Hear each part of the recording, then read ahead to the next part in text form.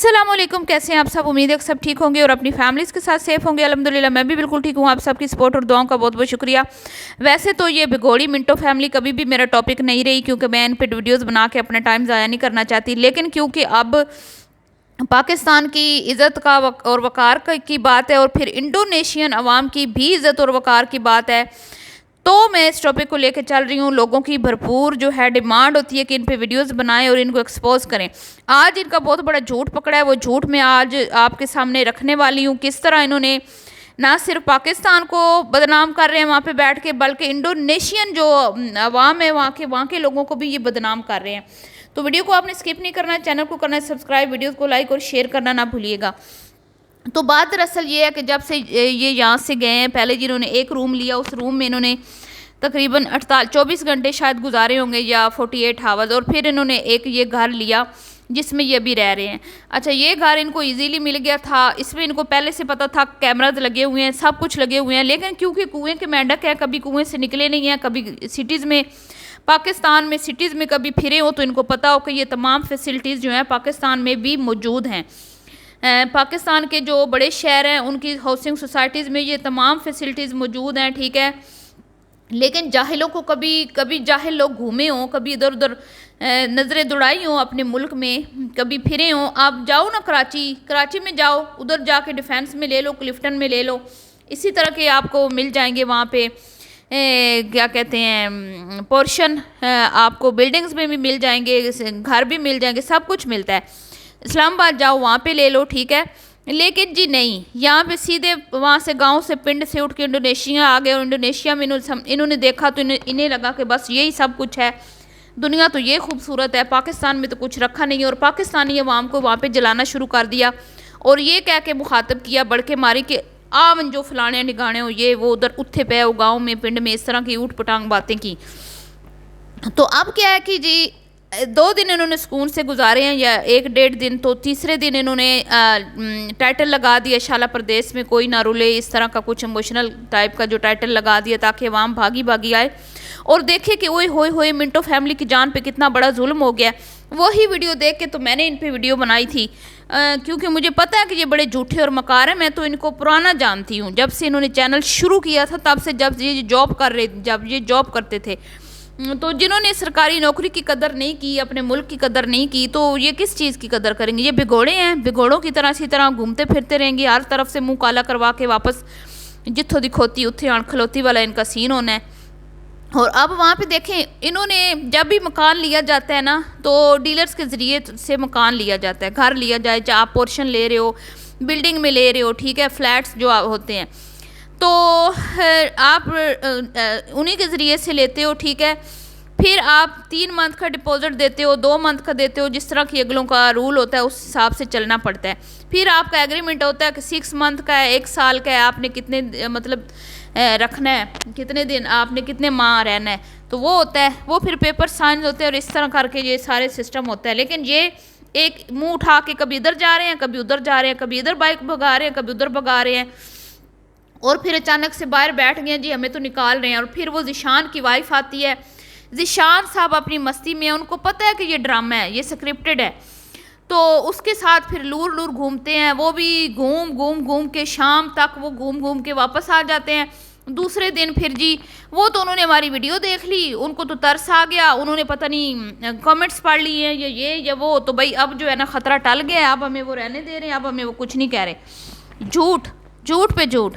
आज की वीडियो में तसव्वुर ने अपनी वीडियो में बोला, जब ये हबीबा खाना बना रही थी, कि ये मकान हमने खाली करना है, ये मकान हमने यहाँ पे हमने नहीं रहना, मतलब कि ये खुद यहाँ पे नहीं रहना चाहते, ये खुद यहाँ से जाना चाहते हैं। और बदनाम किसको कर रहे हैं भाई, जिसका घर है, बदनाम कर रहे हैं मालिक मकान को। कोई नहीं जी, नोटिस दिया जाता है हमेशा, हर जगह पे रूल्स हैं रहने के, मकान लेने के भी, और जो दे रहे हैं उन्होंने भी रूल को फॉलो करना होता है। अगर कोई आपसे मकान खाली करवा रहा है, आपका एग्रीमेंट है 3 मंथ का या 6 मंथ का, और अगर मालिक आपको कहता है कि भाई आप मकान छोड़ दें, तो वो आपको डिपॉजिट देता है, और साथ में वो आपको 1 मंथ पहले नोटिस भेजता है कि आप हमारा मकान इस दिन तक खाली कर दें, ठीक है।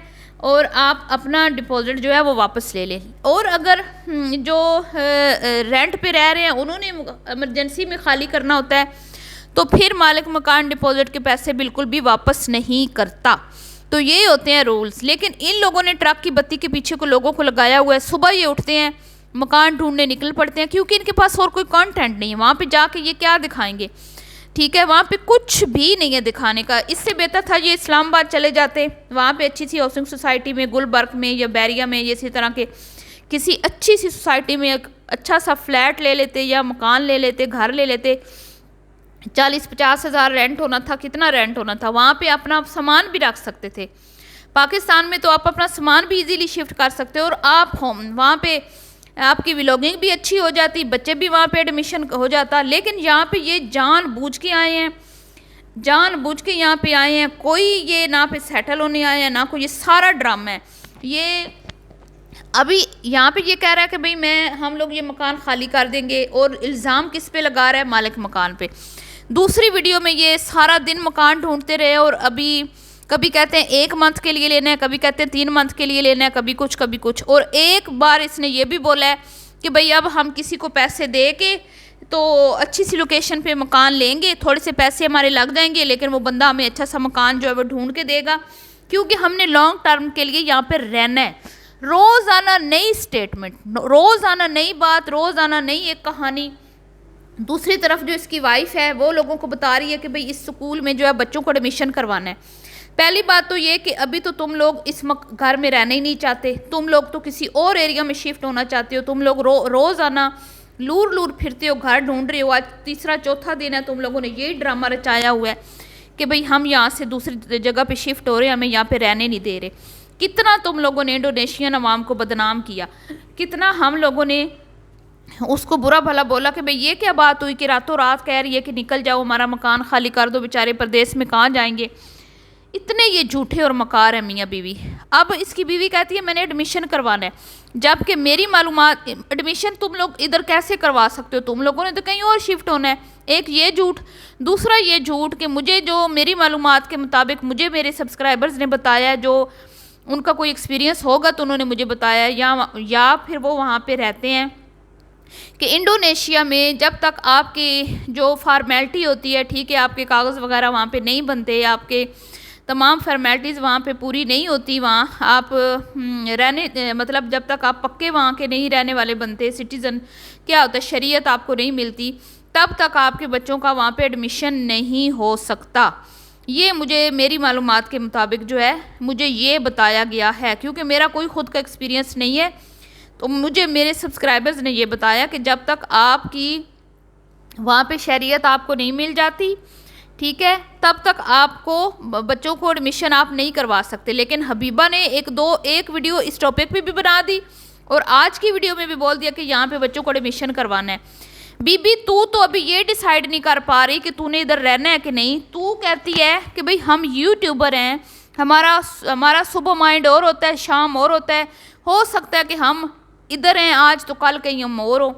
तो तू फिर क्यों झूठ बोलती है कि हमने बच्चों को यहाँ पे एडमिशन करवाना है। तो ये सारा व्यूज़ का चक्कर है जो खेला जा रहा है, और पूरे का पूरा जो स्क्रिप्ट है ज़ीशान के साथ इन्होंने बनाया है। और ये कोई यहाँ पे सेटल, मैंने कल भी बोला था, नहीं होने वाले, ना इन्होंने रहना है ये। लेकिन मुझे एक बात समझ नहीं आती कि अगर आप विज़िट पे गए हो, आप घूमने गए हो, तो आप चीज़ें एक्सप्लोर करो, आप घूमो फिरो।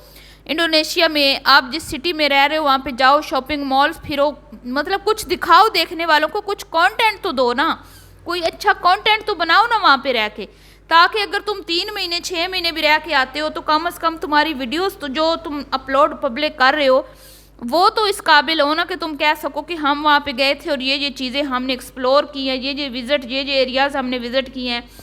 भाई जहालत की हद होती है।